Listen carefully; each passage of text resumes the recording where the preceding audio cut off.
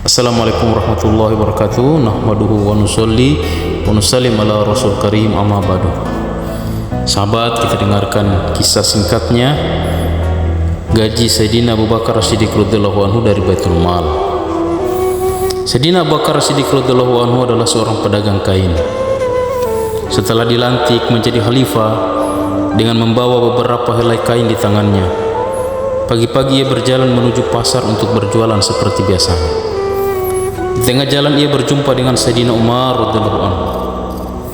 Sayyidina Umar radhiyallahu anhu bertanya, "Mau kemana engkau?" Sayyidina Abu Bakar radhiyallahu anhu menjawab, "Mau ke pasar." Sahut Sayyidina Umar radhiyallahu anhu, "Jika engkau sibuk berdagang, lalu bagaimana tugas kekhalifahan?" Jawab Sayyidina Abu Bakar radhiyallahu anhu, "Lalu bagaimana aku memberi makan keluargaku?" Sayyidina Umar radhiyallahu anhu berkata, "Mari kita jumpai Ubaidah yang dijuluki oleh baginda Nabi sallallahu alaihi wasallam sebagai orang kepercayaan umat, agar ia menentukan uang gaji untukmu dari Baitul Mal." Lalu keduanya pun menjumpai Sayyidina Ubaidah radhiyallahu anhu.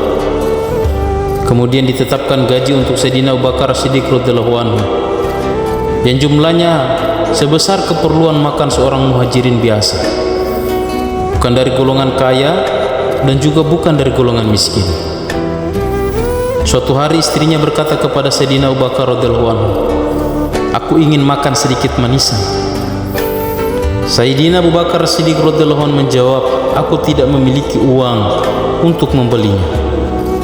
Istrinya berkata, "Aku akan menyisihkan sedikit demi sedikit uang belanja harian, sehingga dalam beberapa hari akan terkumpul sejumlah uang." Sayyidina Abu Bakar As-Siddiq radhiyallahu anhu pun menyetujuinya. Akhirnya dalam beberapa hari, istri Sayyidina Abu Bakar radhiyallahu anhu bisa mengumpulkan sedikit uang. Sayyidina Abu Bakar radhiyallahu anhu berkata, "Tampaknya dari pengalaman ini, uang gaji kita dari Baitul Mal telah melebihi keperluan kita."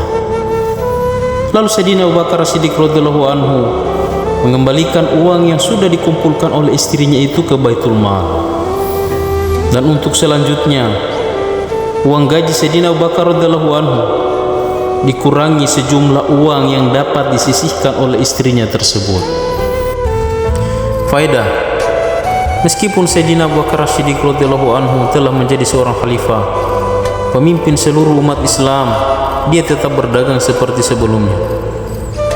Hasil pekerjaan itu cukup untuk keperluan keluarganya. Hal ini bisa diketahui dari pernyataan dia setelah menjadi khalifah. Diriwayatkan oleh Imam Bukhari rahmatullahi alaihi dari Sayyidatina Aisyah radhiyallahu taala anha, ketika Sayyidina Abu Bakar radhiyallahu anhu telah menjadi khalifah, dia berkata, "Kaumku mengetahui bahwa pekerjaanku adalah berdagang. Itu telah mencukupi keluargaku.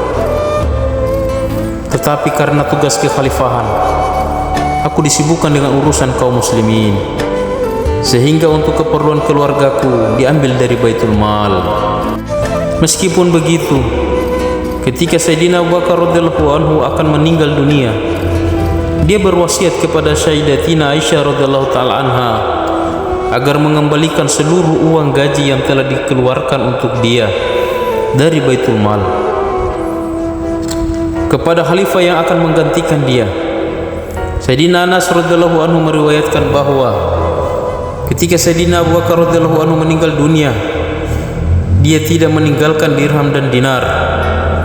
Ia hanya meninggalkan seekor unta perah, sebuah mangkok, dan seorang hamba sahaya. Dalam riwayat lain ia berkata, ia telah meninggalkan sehelai selimut dan sehelai kain alas. Barang-barang itu telah diserahkan kepada Sayyidina Umar radhiyallahu anhu ketika ia menggantikannya sebagai khalifah. Sayyidina Umar radhiyallahu anhu berkata, "Semoga Allah Subhanahu wa taala mencurahkan rahmat kepada Sayyidina Abu Bakar As-Siddiq radhiyallahu anhu. Ia telah membuat letih orang yang ingin mengikutinya." Dari kitab Fathul Bari. Alhamdulillah hadirin mulia, itu adalah kisah Sayyidina Abu Bakar radhiyallahu anhu yang telah menerima gaji dari Baitul Mal dan kemudian ia kembalikan lagi setelah meninggalnya dia, sehingga dia meninggal tanpa mewariskan dirham dan dinar kepada keluarganya. Padahal salah satu sahabat Nabi SAW yang terkaya di zamannya adalah Sayyidina Abu Bakar As-Siddiq radhiyallahu anhu. Tapi hartanya dihabiskan semuanya untuk agama dan penyebaran agama, untuk menegakkan ilah kalimatillah. Hari ini harta kita habis di mana? Tapi harta para sahabat radhiyallahu anhu, ketika mereka dapatkan, mereka kembalikan kepada Allah Subhanahu wa taala dan Rasulnya. Semoga menjadi tiba bisa kita ikuti segala jejak kehidupan para sahabat radhiyallahu anhu, dan kita bercita-cita agar bisa memiliki jazbah yang sama sebagai sahabat radhiyallahu anhu. Wassalamualaikum warahmatullahi wabarakatuh.